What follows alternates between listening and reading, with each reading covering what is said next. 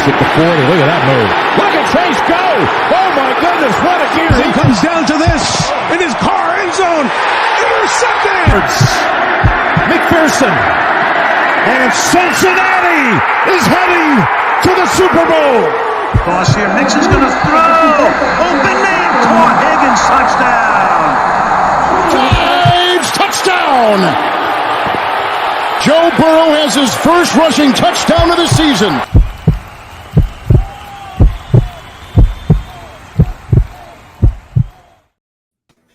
Hooday, Bengal fans. He is Maan. I am Jake. This is the Bengals Pulse, the heartbeat of our Cincinnati Bengals. Maan, episode 57 is here. We are getting very, very close to our 1-year anniversary of the Bengals Pulse. We're going to have a big show for that anniversary show. It's coming up. It's weeks away. A year, Maan. A year. How awesome is that? Yeah, it is. It's hard to believe. I think it's only a couple weeks away. Yeah, time flies when you're having fun. I went back and watched that first episode last week, and we have come a long way. Still a ways to go, but I'm enjoying it. A lot of fun, and one day closer to that NFL draft, which is like it's like a holiday to me. I love it and can't wait. Christmas, right? Christmas come early. It's gonna be good, and we're going to this episode is going to be focused on the defense position group of the Cincinnati Bengals football team, and the focus maybe in the draft. We're going to talk about each position, and Maan Kuiper is going to give us some of his guys that he wants to see in stripes next year. Big show, Maan. We got some Bengal news, right? We got some Bengal news, some positive, some negative. Let's start with that negative first and get out of the way. Obviously, some news this week on the Joe Mixon front. Not good. It sounds like the Cincinnati Police Department is reopening that case. It's really a shame because Joe Mixon has been since he's gotten here. Obviously, he had some issues before he became a Bengal, ones that I think a lot of us did not agree with, of course. And then since then, he's been a stellar member of this organization. He's been a stellar member of the community, doing a lot of fundraisers and working with a lot of organizations. And it's just a shame. He's been a great teammate, a great leader, and he has had a rough offseason, Maan. Hopefully this whole thing isn't what it sounds like it is. But, what are your thoughts? What are your thoughts on the Joe Mixon situation right now? So, we're going to have to let the legal process play through. It's a misdemeanor charge. Yeah, it's not good, and you hit it right on the head. Since he became a Cincinnati Bengal, he's been a model teammate. Nothing like this has popped up since he's been here. Teammates love him. It's just, I feel bad for him because I think he's a good guy, and I understand his baggage, the issue he had when he was at Oklahoma. There's so many people that on Twitter recently, they seem giddy about these charges being filed against him. And I think that's really disturbing. I hate that. It's just such a cynical way to look at things. Let's let the legal process. It's like one of those things where it's like, I told you so. You know what I mean? I know. It's absolutely. It's just. Yeah. They've been waiting for years for this to happen. Very cynical way to look at things. We'll see how it plays out. The legal system will have the final say. Roger Goodell and the NFL will have a say, and we'll see how that plays out. I'm not really gonna comment on it anymore. I mean, I'm just exhausted talking about Mixon and Jonah Williams. And I think the one thing I'm going to say, and I'm done with it too. But this is the one thing that really pisses me off is, I'm seeing this. Oh, here we go. We're back to the old Bengal ways. And that's just nonsense. It is such a lazy, unprofessional narrative that this Bengal team is anything like it was a decade ago. It's just absolutely ridiculous that people are going there, right? They're going to that place where, oh, here we go again. Here we go. All these NFL teams across the board have legal issues. They all have issues with players. And now we're back to, oh, it's the same old Bengals. That's just, it's so lazy, and it's not true. It's not factual. No, Jake, what you're referencing, you pulled me in. I got to start talking again. Mr. Williams from the I knew I would. from the Cincinnati Inquirer, he's the one that took over for Paul Dockery. His article, was just absolutely he has an axe to grind against the Cincinnati Bengals. He's on the sports side of the Cincinnati Inquirer right now, and his article was just nothing. It was just full of cheap shots. How is he? Well, Jake, he started off. It's unbelievable. He started off as the political local beat reporter. He had his own podcast, and listen, you're going to hear his name a lot because when the Bengals start negotiating their lease extension with the city of Cincinnati and Hamilton County, trust me, he's going to make it hard on Mike Brown, Katie Blackburn, and the Cincinnati Bengals. He has an axe to grind because when he was on the old beat, that's all he did was criticize. And I encourage some of our followers, if you subscribe to the Inquirer, go back and read some of his old articles from years ago and some of his podcasts. You'll see what I'm talking about. I'm not looking forward to that debate, but let's move on and talk about the draft. I agree with you 100%. His article attacking the Bengals being the same old, that was just, it's old, lazy, tired reporting. Yeah. He needs to be better. He needs to be better than that. And again, I'm not even sure how he's still employed with that lazy reporting. It's just absolutely ridiculous. All right, let's move on to some good stuff here.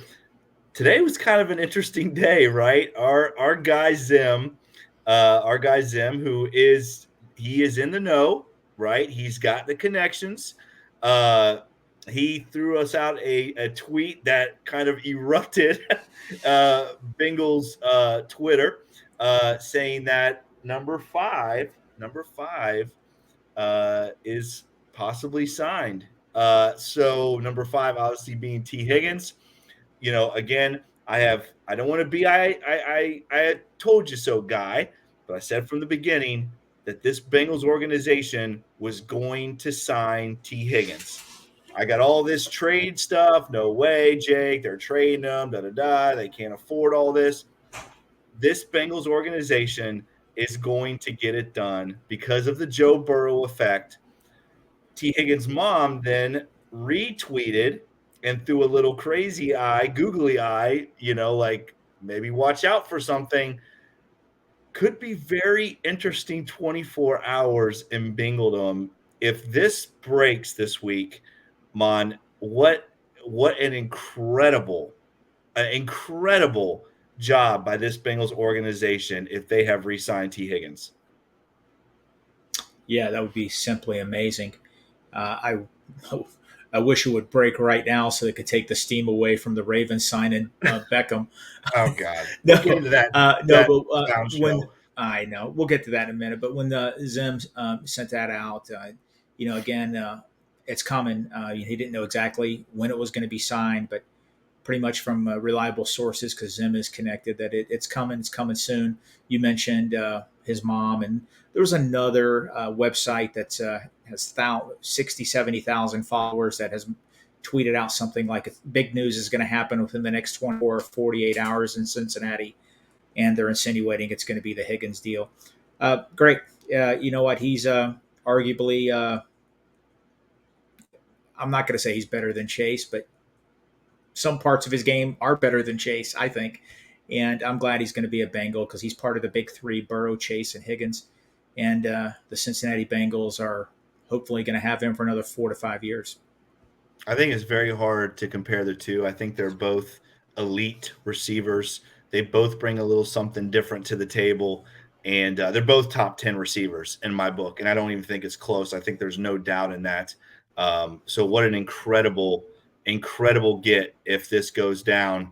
And then obviously the other side of that, Mon, is Joe Burrow at the UFC. Obviously, he's a big fan of UFC. Him and Sammy Hubbard, they're taking in the fight. We are hearing a lot of news coming down the road that this Joe Burrow deal is getting closer to being done. Again, like I said, man, if you top this week off, and I was hoping one of them would break before we did our show, because obviously we're filming on Sunday night. I wish it would have broke before, but man, oh man, if next Monday we are talking about T. Higgins and Joe Burrow re-signing, wow. I mean, what a icing on the cake for an already productive offseason. That would be incredible. Yeah, it's going to happen. It's just a matter of time. Obviously, we'd like it to happen now, but I think it's going to get done in the next few weeks. It's going to be a complex contract. The Bengals are going to try to craft it in a way where they can sign not just T. Higgins, but Logan Wilson. And don't forget, they got Jamar Chase coming up next year that's going to want a similar contract, if not more than T. Higgins. So it's going to be really a creative contract, a contract that will be done. Joe Burrow, I expect to sign at least a 6 to 8 year contract with the Cincinnati Bengals, making him the highest paid quarterback in the NFL, deservedly so. I think we're gonna look. I think we're gonna see something in the 4 year range for T. Higgins, and then, like you said, something to the 6 to 8 year range for Joe Burrow. I think that's really where the hitting point's going to be. Logan Wilson, I think, again, is going to be a very similar as far as the length of the contract goes. Maybe a 3 to 4 year deal extension for Logan Wilson as well. I think that is also going to get done before we kick off in the fall. Three big re-signings for the Cincinnati Bengals football team. And again, that old narrative of this football team being cheap is done. It is done.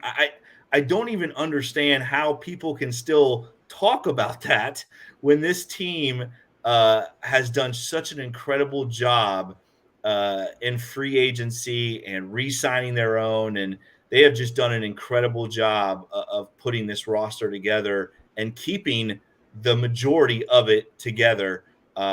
Again, that's why we're going to be competing for a Super Bowl the next decade.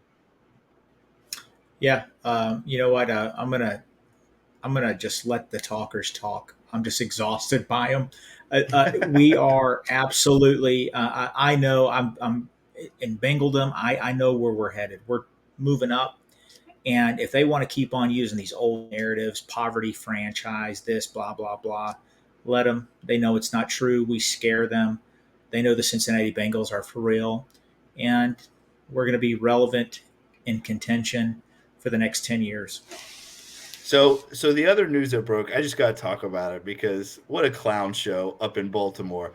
The Ratbirds are in complete disarray. This franchise, this organization, completely does their franchise quarterback wrong, right? They go out, they sign this off-ball linebacker to this crazy, ridiculous deal for Roquan Smith, and don't go and sign their MVP quarterback. And now they're throwing $18 million for 1 year to a guy coming off of an ACL surgery that, honestly, Mon, he could not start for the Cincinnati Bengals. He couldn't. And now Baltimore Ravens Twitter is just going nuts. It's just absolutely hysterical. It's a clown show. The Ratbirds, this organization, has just become a laughing stock of the NFL, and I am here to enjoy every single minute. If you really think Odell Beckham Jr. is going to help your football team, it's hysterical, man. It's absolutely hysterical. Oh my God. when the news broke, I popped into Ravens Spaces on Twitter. Oh It God. was Oh just God. total ecstasy for them. They are so happy and just Oh my God. ecstatic. And What a joke. What a why joke. even play the upcoming season? They're Super Bowl champs. Oh God. Listen, I want to welcome the Baltimore Ravens into the year 2023 NFL offenses. They're finally trying to get a wide receiver and figure things out. They can't run the ball 45 times a game. Welcome to the NFL, and they have a new offensive coordinator that's a really talented guy. Being serious right now, they're going to try to flip the script because they fired their old offensive coordinator. They're going to try to open things up a little bit, and they just have to find a quarterback now to go with Mr. Beckham. But I will say this: I think Lamar will come back to Baltimore now. I think he's going to be a Raven, and that's fine with me. Oh yeah. I mean, it's a clown show. That team, that organization, they should not even be on the Bengals' radar right now. It is. They will be. That team will be lucky to finish second in the division. Just an absolute hysterical. It's like last week it was burn it all down, and now they went out and re-signed a guy who was good 3 years ago, who's coming off an ACL surgery, who they're about to dump almost 20 million into, and he'll be lucky to even start the season. I'm just loving every minute of it, Mon. I absolutely am loving every minute of that circus going on in Baltimore. But let's get It on does. to the. It does reek of But, desperation. It does reek of oh, it's desperation. I so mean, desperate. It's so it's desperate. desperate move, but Again, they're it is so what it is. excited We'll about see. they're so excited about Odell Beckham, and honestly, again, he would not start for the Cincinnati Bengals, but you guys be happy with Odell Beckham, and we'll see how that works out for you. All right, let's get to the important stuff, Mon. Let's talk about the defensive side of the ball. Okay, again, we are coming off of a season where once again Lou Anarumo worked his magic. This defense did some great things, played well at the end of the year. Again, obviously won us that wild card game. Went in to Buffalo, shut Buffalo down completely at home. Then goes to Kansas City and only gives up 20 points. And really, you could even say maybe 17 points in that football game. This defense already is very solid. We have probably the best defensive coordinator in the NFL. And now it is time to continue to build. Obviously, we lost Jesse Bates and Von Bell, two guys that have really been the foundation of that back front of the Bengals, that defensive back room. But again, losing Jesse, losing Vaughn, you go out, you draft Dax Hill last year, and obviously go out and get Nick Scott this year in free agency. So we're going to have two new safeties manning that defensive backfield. But let's start right there with that defensive backfield, because obviously it is going to look a lot different on the back end of this defense at the safety position. We have Cheeto coming back, which is very exciting. I mean, when he went down, I think PFF had him as number 3 in the NFL as far as corner goes. So getting him back is like getting, again, a top tier corner in free agency, because we didn't have him the last 8 to 10 games, that final stretch of the season. So that is huge to get Cheeto back. Obviously, Cam Taylor-Britt played very well in Cheeto's absence. You got him coming back. You got Mike Hilton coming back. You go out, you get Sidney Jones. Again, you go out, you get Nick Scott at safety. You got Dax Hill. You got Alan George and Tyson Anderson both coming back. Tyson Anderson, obviously, we really didn't get to see very much of with him coming off of that injury. But this defensive backfield is going to look a little bit different. Eli Apple is still out there. It's going to be interesting to see maybe if they go out and sign him to a one-year deal. But I really think, Mon, that this Bengals football team is going to look at that position in the draft. This is a very thin safety position as far as the draft goes. It's very thin at safety, but there are a lot of solid corners out there that are going to be there when the Bengals pick at 28, if that's where they're picking. Mon, let's talk about that. Let's talk about some of these corners that are out there right now that the Bengals could go after in the draft, either day one or day two. Tell me some of the guys that you like at corner, Mon Kiper. Yeah, I will real quick. I just want to run real quick. I just want to go over some of the PFF scores for our current roster defensive backs. Pro Football Focus, Mike Hilton is one of the best slot corners in the NFL. They have him out of 118 cornerbacks total. They have him 45th, which is above average. Cheeto, his final Pro Football Focus final scores, was 33 out of 118. Okay. Cam Taylor was 59 out of 118.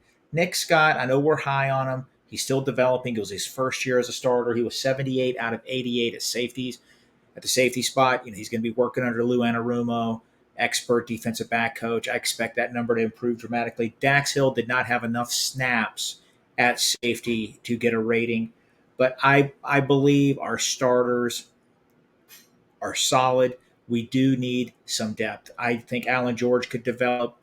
Tyson Anderson, hopefully they can find a spot for him. I would love to see him be a Kyle Hamilton type player, play up to the line of scrimmage. I love how the Ravens use him in their defense. But there are a lot of quality prospects that can make the Cincinnati Bengals better. Some of the defensive backs, I'm going by Pro Football Focus, overall rating, not individual position. Obviously, there's some cornerbacks here that are not going to drop to 28. The number one rated cornerback, number 7 on their big board, is Devin Witherspoon of Illinois. If he drops to 28, you got to take him. I just don't see that happening. There's Christian Gonzalez, the highly thought of Oregon defensive back there. Yes. I've seen some mocks him in the top 5. He's not going to be there. Now, here's a gentleman. Remember a couple weeks ago, Jake, we talked about my mock draft that I put on Twitter. Yes. Deion Banks from Maryland. He's a 16th rated player in the whole draft per Pro Football Focus. He's 6 foot, 197 pounds, super athletic, 4'3", 42-inch vertical. If he's at 28, I think the Bengals will give him serious consideration at that spot. There's Brian Branch. He's a safety from Alabama. If the Bengals do go safety, you hit it right on the head. Not a deep safety class. If you're going to go safety, you better go early. Okay, Brian Branch is a 17th rated player on the big board, 6 foot, 190, played at big SEC school, Alabama, very athletic, 4.5 speed, which is, it's not the fastest safety out there, but, he's a thumper. Of course, Joey Porter Jr., we know that name very well in Cincinnati, 6'2", 193, super long arms, 4'4", 40. He's the 18th rated player on their big board, cornerback from Penn State. I'm not going to lie to you. I would have a hard time if he was a Cincinnati Bengal just because of the name. I would root for him. But I would too. I'm being childish, but just that name. Here's one that's really been trending. A lot of talk on Spaces about this gentleman, Emmanuel Forbes from Mississippi State. Yes. 6'1". He's only 165 pounds. Super athletic, 4'3", 40. They're saying even though he's 160, the guy is not afraid to come up and make tackles. 6 interceptions in the SEC, I think, last year. Very athletic. His RAS score was through the roof. He's somebody the Bengals have interviewed twice. So just remember that name. He could be our guy at 28. We'll find out about a week from now when Lapham does his podcast. But that's somebody the Bengals have interviewed twice. He's kind of a ball hawk too, right, Mon? He is, absolutely. You said 6 picks, but I think he had quite a few pass deflections. I think he's a he's on the ball type of a guy. I mean, he's a ball hawk type player. He has 14 career interceptions and 17 pass breakups. He's very young. That one's 165 pounds. That guy, he could put on 10, 15 pounds easy. That's a name to watch potentially at 28. Cam Smith, another cornerback from the SEC, South Carolina, 6'1", 180. Very highly thought of.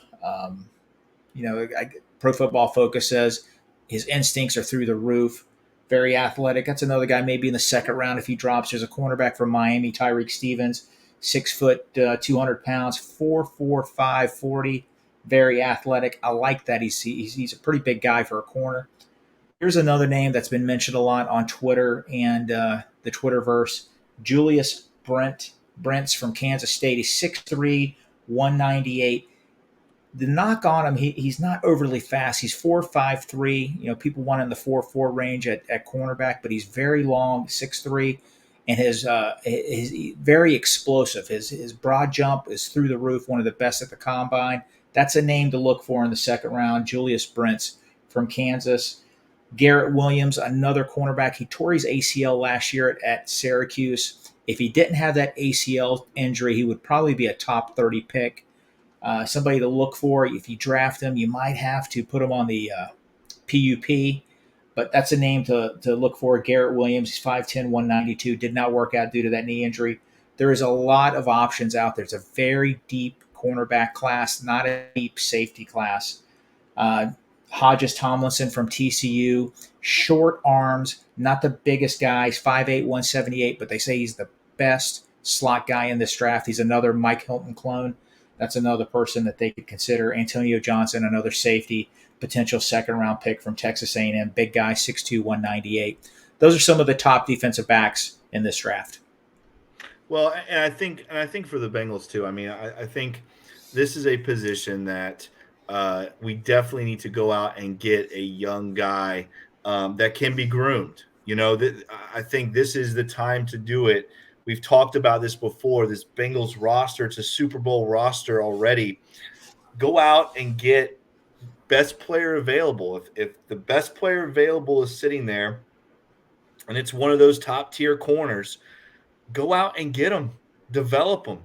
This Bengals team is in good shape right now. It's in good enough shape to go out and be able to do that. I'm still a little nervous about the tight end room, but I think with Irv Smith coming in, now we might have a little bit to play with. If one of those corners, one of the top guys, don't reach for a guy, but one of those corners drops down, and again, maybe the Branch kid, maybe that safety, you go out and get another safety and try to develop a safety. That might be the thought process for this Bengals team.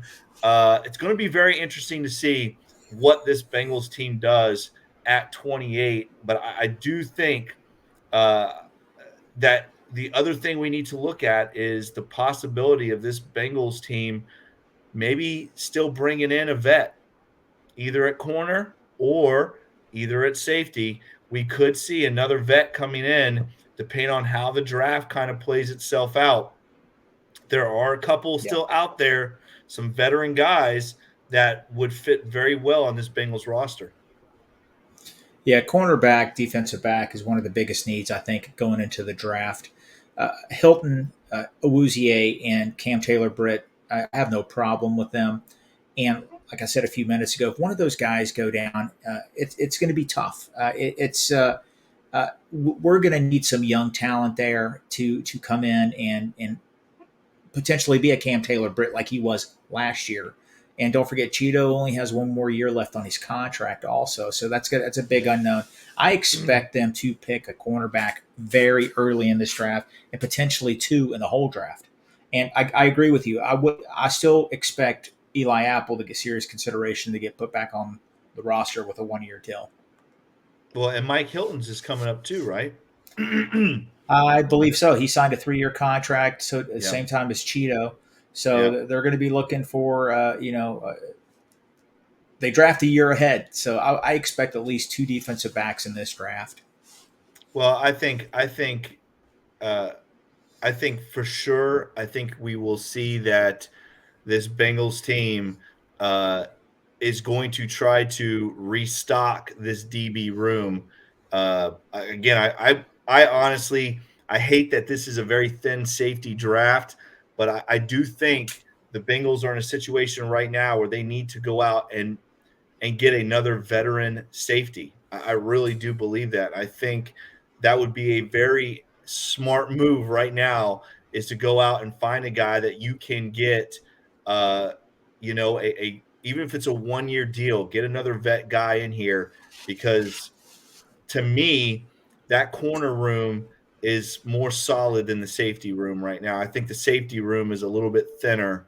And Trey Flowers is obviously still out there, but he's become more of that nickel guy, kind of a specialty type of DB, even if they do bring him back, where, a lot of times they'll just bring him in to cover those hybrid tight end guys. So I don't know. I don't think Trey Flowers is the answer. I think they need to go out and get another veteran safety, especially as thin as this safety draft is. But I'm like you. I mean, he is the DB whisperer, and I think no matter who is back there, Lou will get those guys. He'll get them right for sure. Yeah, I think the Bengals knew this draft class was going to be lean at safety. That's why they drafted 2 last year. And I don't have a problem with the starters. I am concerned. Jake, every camp, there's always a position group that gets hit hard by injuries. Yeah. If we suffer a couple injuries just for 2 or 3 weeks in the defensive backfield, that could be really bad news. We have to continually replenish that spot. You can never have enough cornerbacks ever. Agree. Well, let's move on to linebacker, right? A position group that this Bengals team has really built through the draft. You look at Jermaine Pratt, obviously re-signing. We talked about Logan Wilson. He's probably going to be re-signing as well this year. So you have Logan, you have Jermaine, you have those 2 solid guys. And then you got some role player guys, a guy you like in Marcus Bailey, obviously Akeem Davis Gaither, a guy that we haven't seen we haven't got really, I don't think we have a good enough sample size to look at what the possibilities are with Akeem Davis Gaither. We know he's athletic. We know he played well last year. He's made some plays for this Bengals team. But you have those 2 guys. You got a guy like Joe Bocci who's come in and played well. He's a big special teams guy. After that, it's the Bengals are who they are, and I think do we need to go out and get a linebacker? I could see possibly on day 3 the Bengals going out and grabbing a possible guy that could come in and possibly develop. But tell me, Maan, who are some of the linebackers out there that you like, and what do you think about the linebacker room right now? I like our linebacker room. The position has really changed a lot. Some teams carry 10 linebackers. The Bengals don't do that. They have 5 to 6 linebackers on the active roster. Logan Wilson, Jermaine Pratt, you got to love them. Then you got Gathers, you got a cluster of other guys, but some of the linebackers. Pratt did play a lot on third down, not as Logan Wilson, but when it comes to third down, there's only one linebacker out there. Could they draft a linebacker? Absolutely. I don't think it's a pressing need. Some of the big linebackers in this draft, Pro Football Focus doesn't have any rated as a first-round pick. The highest rated linebacker on their big board is from Washington State, Diane Henley, 6'2", 225. He's rated number 38 on their big board. He only missed 5 tackles according to this in his whole career. No, he only missed 5 tackles last year, 97 total tackles for that year. Very, pretty athletic guy, 4'5", 40. The guy I'm hearing a lot right now on Draft Buzz is Jack Campbell from Iowa, true middle linebacker, 6'5", 250, an enforcer. People are saying he's very instinctive. He's not, he's an okay athlete, but that's a name that's a riser right now. They have him 45 on the big board. Another one, Drew Sanders from Arkansas. He's ranked 54 on the big board, 6'4", 235. Trenton Simpson from Clemson. You've heard his name a lot. I've seen some mocks, actually, some early publications, ones that are sort of outdated now. They had him all in the late first round. Pro Football Focus has him at 78 on their big board. Very fast guy, 4'4", 40, 6'2", 240. That's a name maybe in the third or fourth round. If he's there, the Bengals might jump on. Dorian Williams from Tulane. You might know him because they played against UCF a lot. Yep. 6'1", 228 is their best defensive player. 4'4", 40. Very athletic. 6'8" wingspan. Yeah, so that's another name. That's some of the big ones. I just named those 5. They're all in the top 100 of the big board. That's somebody maybe they could consider third or fourth round if one of those guys drops. Ivan Pace from the University of Cincinnati. You've heard his name before. He looked phenomenal at his pro day. Bengals were there. He's 118 on the board. That's somebody maybe they could get in the later rounds to potentially come in for and make the team and contribute on special teams. Well, I think too. As you're talking, and obviously, that's the 2 positions I've heard as being the thinnest is safety and linebacker. This is not a very good linebacker draft. It's really not.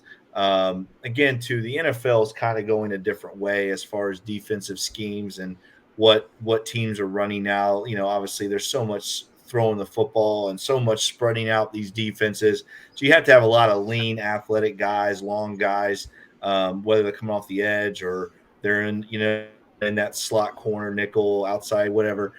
So I really don't see linebacker being a pressing need that we signed Jermaine Pratt. And I was on that before we signed Jermaine Pratt, that if we did not re-sign him, we needed to go out and get a linebacker. That was going to be a pressing need. But I think with Jermaine Pratt coming back, with him, Logan Wilson, again, Marcus Bailey and Akeem Davis-Gaither, I think they're good role players. I think this Bengals linebacker room is very solid. You're in a blender. You're locking up a little bit. Like I said, if there's a guy out there in day 3 and the Bengals are able to go out and grab a guy, then so be it. I think that would be great. But as far as the linebacking room goes, I think it's solid, and I think this group of Marcus Bailey and Akeem Davis-Gaither is just about where we need to be. And I even but anyway, I do like the linebacker room. And You're freezing up. You there? You still there? Hello, Jake. You still there? You locked up. It's all good, Jake. I hear you. I'm happy with the linebacker room also. Listen, they only keep 6 guys, and if they draft one, it's going to be late, maybe 5th, 6th, or 7th round. Jake, I think I got you back. You back? Yeah, I'm back. Yeah, you locked up there. Now, like I was just saying, I was picking up where you left off. I'm happy with the linebacker room also. They might pick up a guy later in the draft. I just don't see them prioritizing a day 1 or day 2 pick on a linebacker. They don't need to. They have they have 2 studs, and they have very capable backups that if I feel one of those guys get hurt, they're going to come in and they're going to contribute and make and I don't think we'll see a big drop off if one of those guys gets injured. I think we're good at linebacker.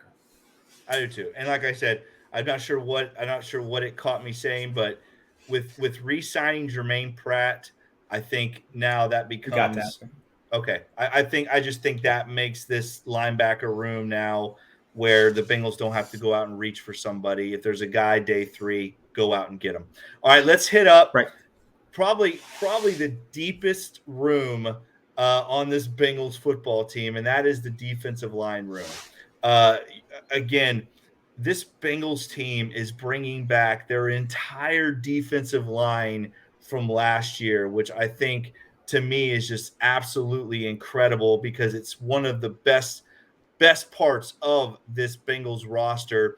Obviously, Trey and Sam on the edges is just, it's top 5 in the NFL as far as I'm concerned. Then you throw in DJ Reader, you throw in BJ Hill.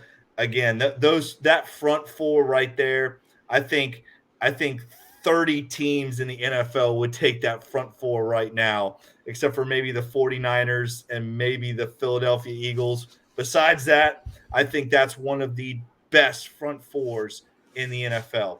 And then, we saw some guys that made some plays this year, right? We saw a Joseph Asai who came in, played really well, had some big plays.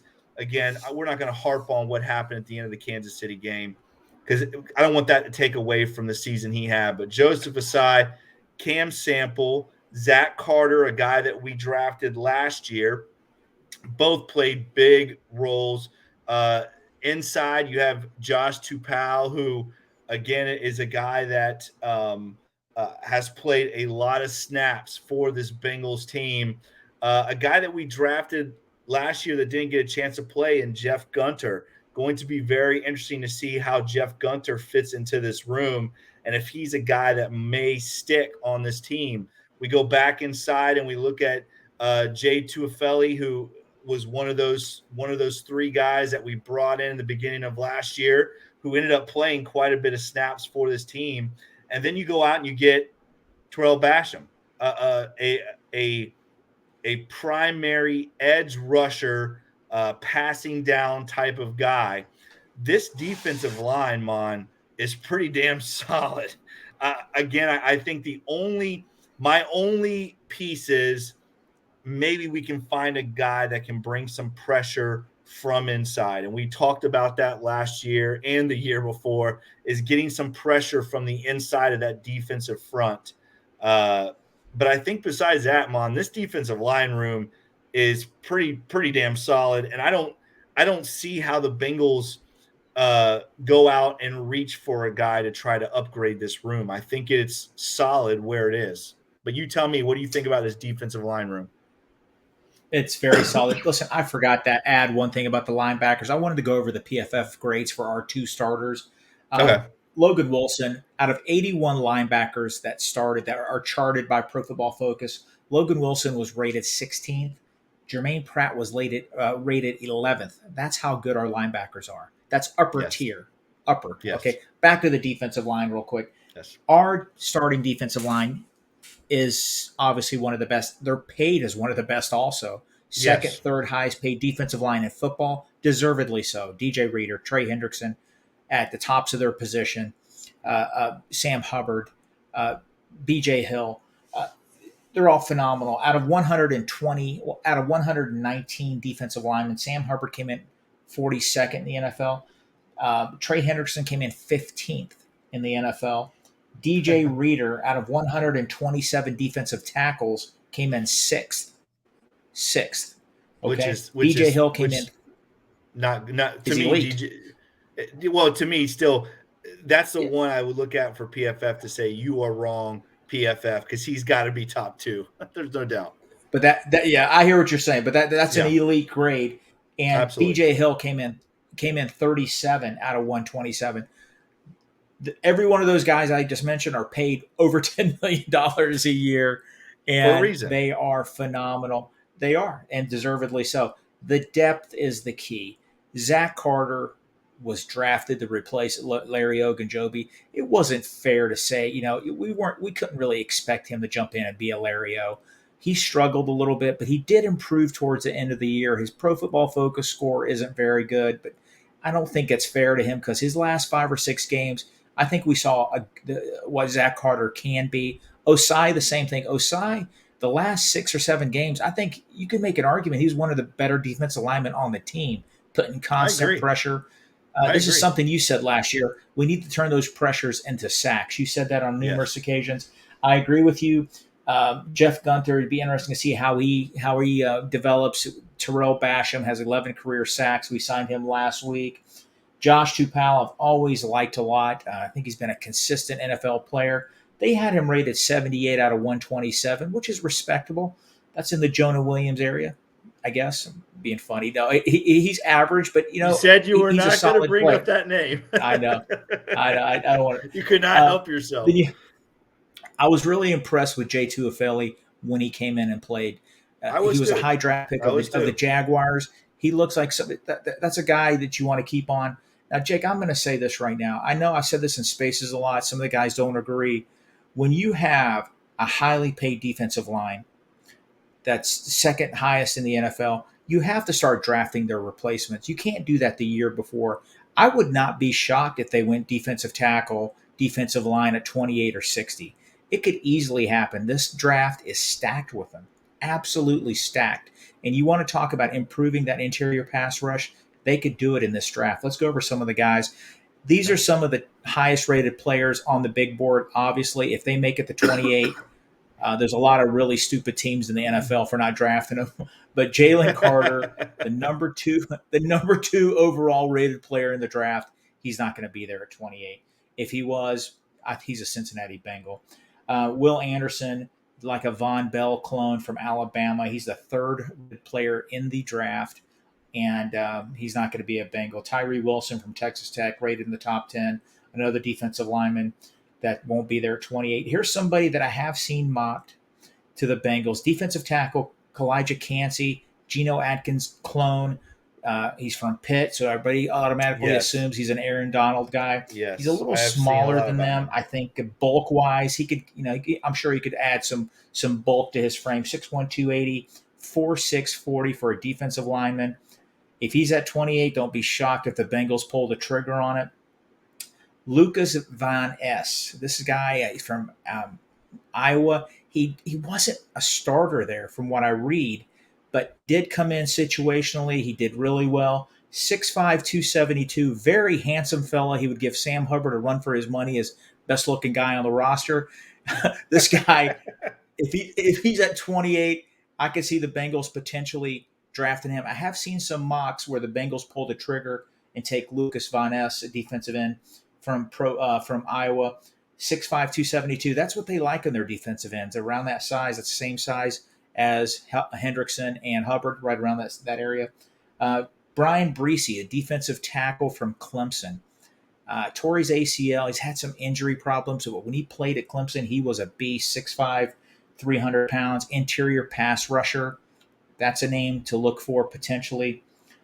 Nolan Smith. Zim loves this guy. 6'2", 238. He's not the prototype defensive end that you see the Bengals pick. He's 4'4", 40. Pro Football Focus gave him a 90-plus score for run defense. So he's very active in the run defense. Played at the University of Georgia. That's a name to look for, too. I'm sure Lou Anarumo could find a way to make him productive for the Cincinnati Bengals. You have Miles Murphy, more of a traditional defensive end the Bengals would pick, about 6'5", 260.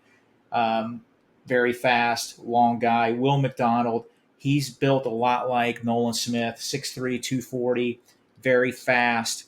He's rated 25 on their big board. Everybody I've named is in the top 25 so far. I've named a lot of defensive linemen. Oh, my goodness. You can expect there's quite a bit. Here's another one.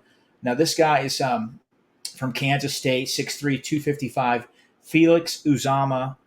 He's rated 32 on their big board. So they have literally 1, 2, 3, 4, 5, 6, 7, 8, 9. They have over 10 defensive linemen in their top 32.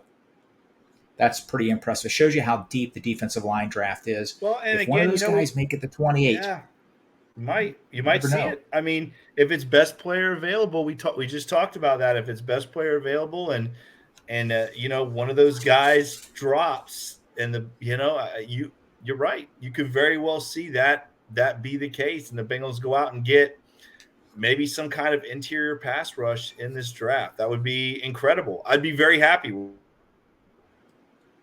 Yeah, I tell you, I have a draft crush, and it's Mozzie Smith from Michigan, 6'3", 340 pounds.